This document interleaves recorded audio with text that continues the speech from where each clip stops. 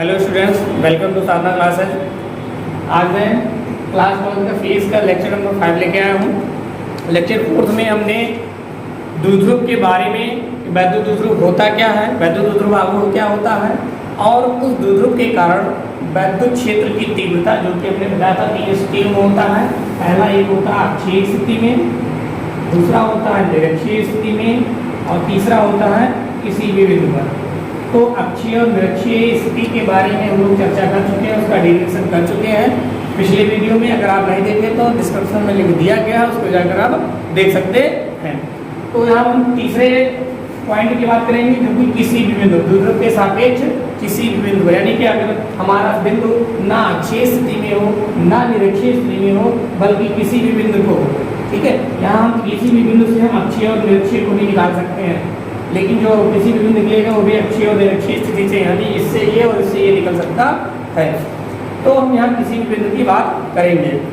तो जैसा कि यहाँ पर आपका चित्र बना हुआ है, इसमें हमने क्या किया कि सबसे पहले उसके द्विध्रुव के कारण ही निकालना है। तो द्विध्रुव एक बनाएंगे, मान लेंगे कि हमारे पास एक द्विध्रुव ए बी है, जो कि -q और +q कूलम आवेश से बना हुआ, जिसका द्विध्रुव आघूर्ण कितना है, जिसका द्विध्रुव आघूर्ण p है।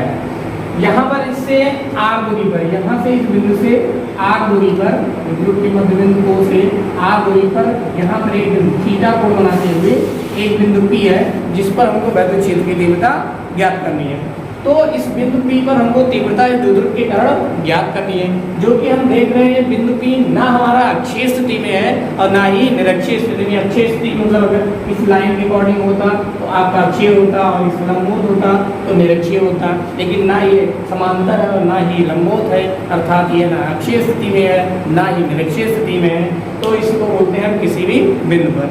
तो इस बिंदु पर निकालने के लिए हम क्या करेंगे, तो उसके लिए चूंकि हमारा द्विध्रुव हमारा इसके अकॉर्डिंग है, इस दिशा में है, तो इसकी जो द्विध्रुव आघूर्ण होगा इसका किधर होगा, -p से +p की ओर होता है। तो -q से +q की ओर होता है, क्योंकि जो द्विध्रुव आघूर्ण की दिशा होती है ऋणावेश से धनावेश की ओर होती है, यानी इसकी जो दिशा होगी वो इस दिशा में होगी। द्विध्रुव आघूर्ण की दिशा इधर है, लेकिन बिंदु P हमारा इधर है, यानी कि द्विध्रुव दोनों के बीच कितना कोण बनना है, थीटा। ये बिंदु इधर है और द्विध्रुव आघूर्ण इधर है, दोनों के बीच में कोण कितना है, थीटा।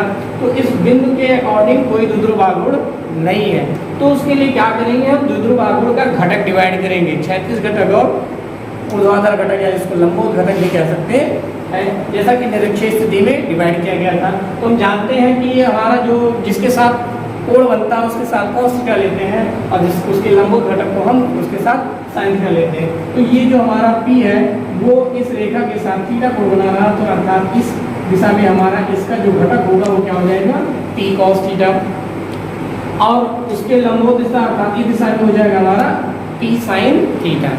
तो इस P cos थीटा और P sin थीटा, यानी कि इस दिशा में हमारा P cos थीटा हो गया, इस दिशा में P sin थीटा हो गया। तो हमारे पास पहले तो एक ही द्विध्रुव है ए बी, तो अगर इस दिशा में भी हमारा द्विध्रुव आघूर्ण है और इस दिशा में भी द्विध्रुव आघूर्ण है, तो हम मान सकते हैं कि हमारा एक द्विध्रुव इस दिशा में है जिसका द्विध्रुव आघूर्ण P cos थीटा है, और एक द्विध्रुव हमारा इस दिशा में है जिसका द्विध्रुव आघूर्ण P sin थीटा। ऐसा हम मान रहे हैं, है नहीं बल्कि हम मान रहे हैं, क्योंकि उस दिशा में द्विध्रुव आघूर्ण है तो कुछ न कुछ द्विध्रुव का अंश जरूर होगा। तो P cos थीटा इस दिशा में हमारा द्विध्रुव आघूर्ण है, तो एक हमने द्विध्रुव इसको डायरेक्ट लाइन से बनाया गया है, माना गया है, ठीक है। इस दिशा में हमारा P cos थीटा हो गया, उसके लंबवत दिशा में हो गया हमारा P sin थीटा। अब बात आती है कि अब हमारा बिंदु P के बारे में अब देखेंगे। बिंदु P अब हमारा, हम इस द्विध्रुव को अब भूल जाइए, अब केवल हम इस द्विध्रुव और इस द्विध्रुव की बात करेंगे, क्योंकि हमने घटक डिवाइड कर दिया तो इससे मतलब नहीं है। अब इस बिंदु P के बारे में बात करेंगे, तो ये बिंदु P अगर इस द्विध्रुव के देखें तो अक्षीय स्थिति में है, ये द्विध्रुव का अक्ष हुआ, इसी की रेखा पे है तो कहेंगे अक्षीय स्थिति में है। और अगर इस द्विध्रुव को देखते हैं तो इस द्विध्रुव के लंबवत दिशा में, अर्थात ये निरक्षीय स्थिति में है, यानी कि बिंदु P जो है वो इस द्विध्रुव के अक्षीय स्थिति में और इस द्विध्रुव के निरक्षीय स्थिति में है। अर्थात बिंदु P पर जो तीव्रता होगी वो इस द्विध्रुव के कारण भी होगा और इस द्विध्रुव के कारण भी होगा। मान लेंगे कि इस द्विध्रुव के कारण तीव्रता हमारा E1 इस दिशा में होगा, और इस द्विध्रुव के कारण जो तीव्रता होगी वो इस दिशा में E2 हो गया, और इन दोनों का परिणामी E हो जाएगा। यानी कि पहले हमको E1 और E2 का मान निकालना होगा, तो उसके बाद उनको हम क्या करेंगे, फिर परिणामी निकाल लेंगे। तो सबसे पहले हम बात करेंगे कि जो हमारा जो ये पी कॉस थीटा के अकॉर्डिंग बिंदु P पर तीव्रता कितनी होगी, जो कि हमने बताया कितना होगा, E1 होगा। तो E1 बराबर होगा क्या, जैसा कि हमने बताया कि बिंदु P जो है इस द्विध्रुव के अक्षीय स्थिति में है, तो अक्षीय स्थिति का हम फार्मूला निकाल चुके हैं। अक्षीय स्थिति में द्विध्रुव की तीव्रता, द्विध्रुव के कारण तीव्रता कितनी होती है, 1/4πε0 के 2p/r³ होता है। लेकिन तब होता है जब हमारा द्विध्रुव आघूर्ण P होता था, लेकिन इस द्विध्रुव के लिए हमारा द्विध्रुव आघूर्ण P cos थीटा है, तो यहाँ हम P ना लेकर क्या लेंगे, हम P cos थीटा लेंगे। जब हमारे पास द्विध्रुव आघूर्ण P था तो केवल P, लेकिन हम इस द्विध्रुव की बात कर रहे हैं और इस द्विध्रुव का द्विध्रुव आघूर्ण इस दिशा में क्या है, P cos थीटा, और ये अक्षीय स्थिति में है, इसलिए अक्षीय स्थिति का फार्मूला 1/4πε0 2p/r³ होता है। उसी में हमने क्या कर लिया है, P के स्थान पर P cos थीटा ले लिया, क्योंकि द्विध्रुव आघूर्ण का, तो इस द्विध्रुव का द्विध्रुव आघूर्ण P cos थीटा है।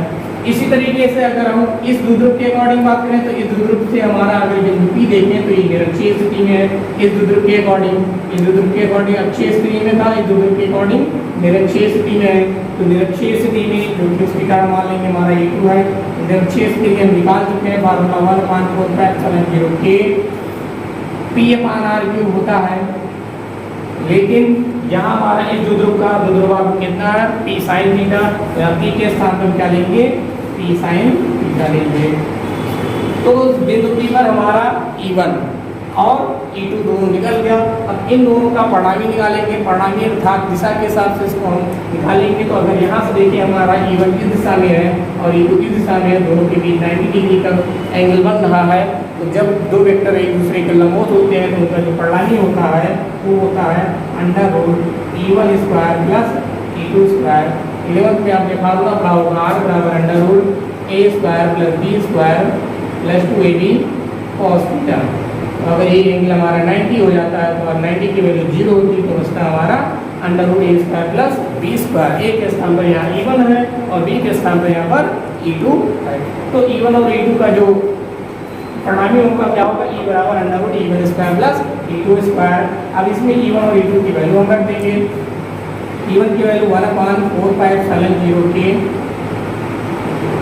2p cos थीटा बटे r³, इसका होल स्क्वायर हो जाएगा। तो प्लस E2 की वैल्यू रखेंगे 1/4πε0 के P sin थीटा बटे r³, इसका होल स्क्वायर हो जाएगा। इसी को सॉल्व करेंगे, अगर देखें तो इसमें 1/4πε0 P/r³ इन दोनों में कॉमन है, इसका होल स्क्वायर भी काम होगा, लेकिन जब अंडर के बाहर जाएगा तो अंडर हट जाएगा, तो बचेगा 1/4πε0 के P/r³। अंडर में क्या बचेगा, 2 cos थीटा का स्क्वायर, यानी हो जाएगा 4 cos² थीटा, और प्लस यहाँ बचेगा sin थीटा, तो हो जाएगा sin² थीटा। यहाँ से हम जानते हैं sin² थीटा बराबर होता है 1 - cos² थीटा। तो कर देंगे इसमें, तो E हो जाएगा 1/4πε0 के P/r³ √4 cos² थीटा, और यहाँ sin² के थीटा प्लस रखेंगे हम 1 - cos² थीटा। यहाँ देंगे 4 cos², यहाँ 1 cos² घट जाएगा, तो बचेगा E बराबर 1/4πε0 के P/r³ √3 cos² थीटा प्लस 1। ये हो गया द्विध्रुव के किसी भी बिंदु पर विद्युत क्षेत्र की तीव्रता का व्यंजन। इसी में हम निर्वात अथवा y के लिए बात करेंगे। निर्वात अथवा y के लिए तो जैसा कि आप जानते हैं कि k बराबर क्या होगा, 1 होगा। तो हमारा फार्मूला इसी k के स्थान पर 1 रख देंगे, तो 1/4πε0 P/r³ √3 cos² थीटा प्लस 1, ये हो जाएगा। तो ये द्विध्रुव के कारण किसी भी बिंदु विद्युत क्षेत्र की तीव्रता का व्यंजक हो गया। अब जैसा कि हमने कहा था कि इस किसी भी बिंदु से हम अक्षीय और निरक्षीय का भी निकाल सकते हैं। कैसे निकाल सकते हैं, जैसे अगर ये बिंदु हमारा यहाँ था अगर ये बिंदु हमारा यहाँ हो गया अर्थात अक्षीय स्थिति में हो गया, तो अक्षीय स्थिति में ये बिंदु यहाँ आएगा तो एक और धीरे धीरे कम होते होते क्या हो जाएगा, शून्य। यानी अक्षीय स्थिति की बात करेंगे, अक्षीय स्थिति में थीटा इक्वल टू क्या हो जाएगा, 0 हो जाएगा। तो वहाँ पे अगर हम थीटा के स्थान पे 0 रखेंगे, कॉस 0 की वैल्यू होती है 1, तो यहाँ हो जाएगा 3 + 1 यानी कि 4 का अंडर रूट क्या हो जाएगा 2। तो हमारा वही बन जाएगा E बराबर 1/4πε0 2πr/, जो कि आप अक्षीय स्थिति में निकाल चुके हैं। और यहाँ से भी हमने बता दिया कि अगर थीटा बराबर 0 रखेंगे तो हमको अक्षीय स्थिति का फार्मूला मिल जाएगा। इसी तरीके से निरक्षीय की बात करेंगे। निरक्षीय में हमने बताया लंबोत होता है, यानी कि ये बिंदु P हमारा यहाँ होगा, ठीक इसके लंबोत होगा तो ये थीटा हमारा 90 होगा, यानी कि थीटा इक्वल टू हो जाएगा 90। जब थीटा 90 हो जाएगा तो उसमें रखेंगे, पुट करेंगे कॉस थीटा के साथ में 90 रखेंगे, कॉस 90 की वैल्यू होती है 0, तो ये 0 हो जाएगा, क्यों बचेगा 1, अंडर 1 की वैल्यू क्यों 1 होती है, फार्मूला बचेगा हमारा 1 की बराबर 1/4πε0 p/r²। ये हो गया अक्षीय स्थिति, ये हो गया निरक्षीय स्थिति, और ये हो गया किसी भी बिंदु पर। पिछले वर्ष 2020 में ये वाला क्वेश्चन पूछा गया है कि किसी बिंदु पर तीव्रता कितनी होती है, उसके बाद उसी में जोड़ दिया गया था कि ध्रुव को 90 डिग्री रोटेट कर दिया जाएगा तो तीव्रता कितनी होगी। तो 90 डिग्री रोटेट करने का मतलब हमारा निरक्षीय स्थिति में निकालना होगा। तो ये तीनों डेरिवेशन आपके लिए इंपॉर्टेंट है एग्जाम की दृष्टि से, इसको आप तैयार कर लीजिए। अगर आपको कहीं भी कोई दिक्कत होती है आप कमेंट बॉक्स में लिखिए, उसका समाधान आपको उसका सॉल्यूशन दिया जाएगा। इसके बाद जो नेक्स्ट टॉपिक आपका इस चैप्टर का जो लास्ट डेरिवेशन है वो है एक समान बाह्य वैद्युत क्षेत्र रखे दो ध्रुव पर लगने वाले बल युग्म का आघूर्ण। नेक्स्ट टॉपिक है आपका एक समान बाह्य वैद्युत क्षेत्र में रखे दो ध्रुव पर लगने वाले बल युग्म का आघूर्ण। पहले हम घड़ी को समझते हैं। एक समान बाह्य वैद्युत क्षेत्र, एक समान बाह्य वैद्युत क्षेत्र क्या है, एक जैसा कि हमने वैद्युत बल रेखाएं को भी बताया था कि बल रेखाएं क्या होती हैं, वक्र के रूप में चलती हैं। लेकिन अगर एक समान वैद्युत क्षेत्र हमको प्रदर्शित करना तो एक समान वैद्युत क्षेत्र को हम समांतर लाइनों के द्वारा प्रदर्शित करते हैं। ये समान दूरी पर होंगी, अगर समान दूरी पर होंगी तो हमारी तीव्रता क्या समान होगी, तो उसको कहेंगे हम एक समान वैद्युत क्षेत्र।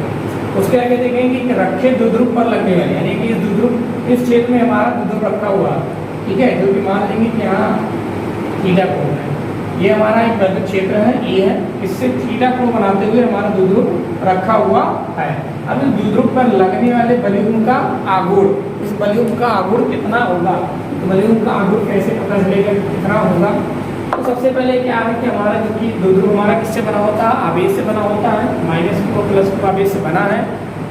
इस वैद्युत क्षेत्र में रखा हुआ है। वैद्युत क्षेत्र की प्रॉपर्टी क्या होती है, क्योंकि तो वैद्युत क्षेत्र में हमारा आवेश रखा हुआ है तो उस पर कोई ना कोई बल कार्य करेगा, चाहे आकर्षण बल कार्य करे या प्रतिकर्षण बल कार्य करे। ये वैद्युत क्षेत्र क्या करेगा, इस द्विध्रुव को अपने क्षेत्र की दिशा में लाने का प्रयास करेगा, यानी कि द्विध्रुव ऐसे उसको ऐसे लाने का प्रयास करेगा कि क्षेत्र की दिशा के समांतर हो जाए। उसको लाने के लिए उस पर क्या करना पड़ेगा, बल लगाएगा। तो यहाँ हम जानते हैं कि इस आवेश यहाँ +q है, यहाँ -q, दोनों पर क्या होगा, बल लगेगा। यहाँ पर क्योंकि ये प्लस आवेश है, वैद्युत क्षेत्र की दिशा धनावेश के चलने का मार्ग ही होता है, अर्थात जो हमारा वैद्युत क्षेत्र इस पर जो बल लगेगा वो क्षेत्र की दिशा में लगेगा, और जो है -q है ये क्षेत्र के विपरीत दिशा में लगेगा। तो क्षेत्र की दिशा में इधर यह बल लग गया और इधर यह, दोनों पर बल समान लग गया क्योंकि वैद्युत क्षेत्र भी समान है और आवेश भी का आवेश का परिमाण भी समान है, इसलिए दोनों के समान बल लगेगा। लेकिन यहाँ देख रहे हैं दोनों की दिशा क्या है, विपरीत है। हमारा जो प्लस आवेश है क्षेत्र की दिशा के समांतर क्षेत्र की दिशा में, और -q पे जो बल लग रहा है वो क्षेत्र के विपरीत दिशा में। लेकिन दोनों बलों यहाँ पे जो बल लग रहा है दोनों का क्रिया रेखा दोनों की एक ही है। इससे मान लीजिए हमारा मार्कर है जो कि द्विध्रुव का कार्य कर रहा है। अब ये क्या, एक बल इधर लग रहा है, इस पर ऐसे लग रहा है, इस पर ऐसे लग रहा है। जब ये बल कार्य करेगा दोनों ऐसे करेंगे तो ये ऐसे सीधे आ जाएगा, यानी कि हमारा एक बल ऊपर से लग रहा है, एक बल नीचे से लग रहा है। लेकिन जब वो एक ऊपर से एक नीचे से लगेगा तो द्विध्रुव हमारा ऐसे घूमने लगेगा। तो अर्थात दोनों की क्रिया रेखा क्या है, देखने में विपरीत लग रहा है लेकिन दोनों की क्रिया रेखा क्या है, एक ही है। तो जब भी दो बल जो दो बराबर बल लगते हैं और उन दोनों की क्रिया रेखा एक ही होती है तो वहाँ पर एक बलयुग्म उत्पन्न होता है। बलयुग्म का मतलब दो बल और वहाँ पर उसका आघूर्ण। तो बलयुक्त कोण का आघूर्ण उत्पन्न होता है, उसी बलयुक्त के आघूर्ण कोण को ज्ञात करना है। बलयुक्त का अगर यहाँ पे देखें जो बल लग रहा है, बल होगा कितना, बल या बराबर, क्योंकि हमने बताया था ई बराबर क्या होता है, एफ बाई क्यू होता है। क्यू जीरो होता है, यहाँ पर क्यू है तो क्यू ही मान लेंगे। यहाँ से बल की बात करेंगे, यहाँ से इसका मल्टीप्लाई हो जाएगा, एफ हो जाएगा क्यू ई, यानी इतना बल प्रत्येक आवेश पर कार्य करेगा। हमको निकालना बलयुक्त का आघूर्ण, बलाघूर्ण को हम जानते हैं टाउ से प्रदर्शित करते हैं। तो बलाघूर्ण बराबर क्या होता है, एक बल, दोनों में से कोई एक बल और दोनों बलों की क्रिया रेखा के बीच की लंबवत दूरी, दोनों बलों के क्रिया रेखा के बीच की लंबवत दूरी। तो टाउ बराबर यहाँ अगर बात करें तो एक बल यानी कि हमारा कोई भी दोनों पर एक समान ही लग रहा, कोई भी ले सकते हैं। एफ दोनों बलों की क्रिया रेखा के बीच की लंबवत दूरी, इसका मतलब क्या हुआ, ये हमारा बल इस दिशा में है और ये बल हमारा इस दिशा में है, दोनों समांतर, उनके बीच की लंबवत दूरी अर्थात अगर ये हमारा इस दिशा में है और ये इस दिशा में, तो इनके बीच की लंबवत दूरी यही होगी। ये दूरी ये हमको निकालनी है, जिसको कह सकते हैं हमारा क्या है, BC।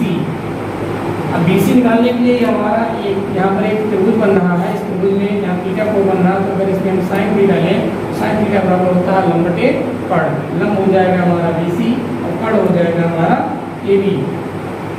हमको निकालना है BC की वैल्यू, तो BC बराबर हो जाएगा AB साइन थीटा। और अगर हम देखें AB हमारा क्या है, ध्रुव की लंबाई कितनी है, 2L है, ये हो जाएगा हमारा 2L साइन थीटा। BC की जो लंबाई होगी वो क्या होगी, 2L साइन थीटा। तो दोनों रेखाओं के बीच की जो लंबवत दूरी हुई क्या होगी, 2L साइन थीटा। टाउ बराबर एफ की वैल्यू यहाँ से पुट कर देंगे तो ई हो जाएगा और BC की वैल्यू जो हो जाएगी वो 2L साइन थीटा हो जाएगा। टाउ इक्वल टू हो जाएगा, इसको लिख सकते हैं 2QL ई साइन थीटा। और जैसा कि आप जानते हैं 2QL बराबर होता है P, हो जाएगा टाउ बराबर PE साइन थीटा। यहाँ लिख देंगे क्योंकि P बराबर क्या होता है, 2QL। तो ये हो गया द्विध्रुव पर लगने वाले बलयुक्त का आघूर्ण। इसको हम वेक्टर फॉर्म में ले सकते हैं। इन वेक्टर फॉर्म कैसे लिखा जाएगा, ये सदिश के रूप में, क्योंकि हम जानते हैं कि हमारा P क्या है, द्विध्रुव आघूर्ण जो कि एक सदिश राशि है, E क्या है, ये भी एक सदिश राशि है, और ये बलयुक्त का आघूर्ण, ये भी आघूर्ण भी क्या होता है, सदिश राशि होती है। दो सदिश राशियों का गुणा एक सदिश राशि, तो इसको हम सदिश गुणन के रूप में ले सकते हैं। अर्थात आप बलयुक्त को पढ़ चुके हो, दो सदिश राशियों के सदिश गुणन को हम एक राशि B से लिखते हैं। यहाँ इसको लिख सकते हैं टाउ बराबर P क्रॉस E। जैसे कि आप पढ़े होंगे, एक क्रॉस B इक्वल टू होता है AB साइन थीटा। तो यहाँ पर हमारा जैसे टाउ बराबर P साइन थीटा को हम टाउ बराबर P क्रॉस E ले सकते हैं। एक चीज आप ध्यान देना कि इसको हम E क्रॉस P नहीं ले सकते हैं, क्योंकि E क्रॉस P अगर लिखेंगे तो उसकी दिशा बदल जाएगी, क्योंकि सदिश राशि है, अगर पलटेंगे तो दिशा बदल जाएगी। तो इसको हम इसी रूप में ले सकते हैं, टाउ बराबर P क्रॉस E। ये पिछले साल 2019 में गवर्नमेंट का पहला प्रश्न यही पूछा गया था कि टाउ P और E में क्या संबंध है। अगर कहा कि टाउ बराबर E क्रॉस P, ये गलत होगा, इसको नहीं लिख सकते क्योंकि दिशा पलट जाएगी। तो टाउ बराबर क्या हो जाएगा, P क्रॉस E होता है। अब यहाँ पर कंडीशन आ जाएगी कि द्विध्रुव हमारा यहाँ पे जैसे जनरल फॉर्म था कि यहाँ थीटा एंगल पे रखा हुआ है। अगर द्विध्रुव हमारा पहले से ही क्षेत्र की दिशा में, अर्थात हमारा द्विध्रुव ऐसे ना होकर ऐसे रखा हो, यानी कि क्षेत्र की दिशा से कितना कोण बनाएगा, तब थीटा कोण बनाएगा। यानी जब थीटा इक्वल टू 0 अर्थात क्षेत्र की दिशा नहीं होगा, जब थीटा इक्वल टू यहाँ 0 रखेंगे, साइन 0 हो जाएगा, साइन 0 की वैल्यू 0 होती है, तो टाउ बराबर क्या होगा, 0 होगा। अर्थात उस स्थिति में द्विध्रुव पर कोई बल कार्य नहीं करेगा। क्यों नहीं करेगा, क्योंकि जो पहले से ही क्षेत्र की दिशा में है तो क्षेत्रफल पर उस पर बल लगना स्वाभाविक रूप से कोई बल कार्य नहीं करेगा। दूसरी कंडीशन है कि अगर theta is equal to 90, theta is equal to 90 अर्थात हमारा द्विध्रुव क्या हो, ये द्विध्रुव से वैद्युत क्षेत्र से 90 अर्थात ऐसे रखा हो। जब ऐसे रखा होगा तो साइन थीटा टाउ की वैल्यू अधिकतम कब होगी, जब साइन थीटा की वैल्यू अधिकतम होगी, तो साइन थीटा की अधिकतम वैल्यू साइन 90 डिग्री पर ही होता है। तो अर्थात उस स्थिति में हमारा द्विध्रुव पर सबसे ज्यादा बल लगेगा, तो उसको लिख सकते हैं टाउ मैक्स। तो वहाँ हो जाएगा PE साइन 90 साइन 90 की वैल्यू होती है ए, तो हमारा बचेगा क्या होगा x बराबर पी ई। यानी अगर द्विध्रुव हमारा क्षेत्र से लंबवत रखा है या क्षेत्र से 90 अंश के कोण पे रखा है तो उस स्थिति में द्विध्रुव पर सबसे अधिकतम बलात्मक कार्य करेगा। तीसरी स्थिति आती है थीटा इक्वल टू 180, यानी कि अगर 180 अर्थात हमारा द्विध्रुव ऐसा तो ये घूम के ऐसे हो जाए तब क्या होगा, तो थीटा इक्वल टू 180 रखेंगे, साइन 180 की भी वैल्यू 0 होती है अर्थात तब भी हमारा क्या आउटपुट दिया होगा 0 ही होगा। क्यों? क्योंकि तब भी हमारा विद्युत क्षेत्र जैसे हमारा अगर ऐसे रखा था तो भी क्षेत्र की दिशा में था और ऐसे रखा तो भी क्षेत्र की ही दिशा में होगा। क्योंकि प्रॉपर्टी हमने क्या बताया, द्विध्रुव क्षेत्र क्या करेगा, द्विध्रुव को क्षेत्र की दिशा में लाने का प्रयास करेगा। तो पहले से क्षेत्र की दिशा में रहेगा तो उस पर कोई बल कार्य नहीं करेगा। तो ये आपका हो गया एक समान विद्युत क्षेत्र में लगने वाले बलून के आघूर्ण, बलून का आघूर्ण। अगर इसमें आपको कोई प्रॉब्लम है तो उसको आप कमेंट बॉक्स में लिखिए और अच्छा लगता है तो आप इसको वीडियो को लाइक कीजिए, शेयर कीजिए और सब्सक्राइब जरूर कीजिए। Thank you.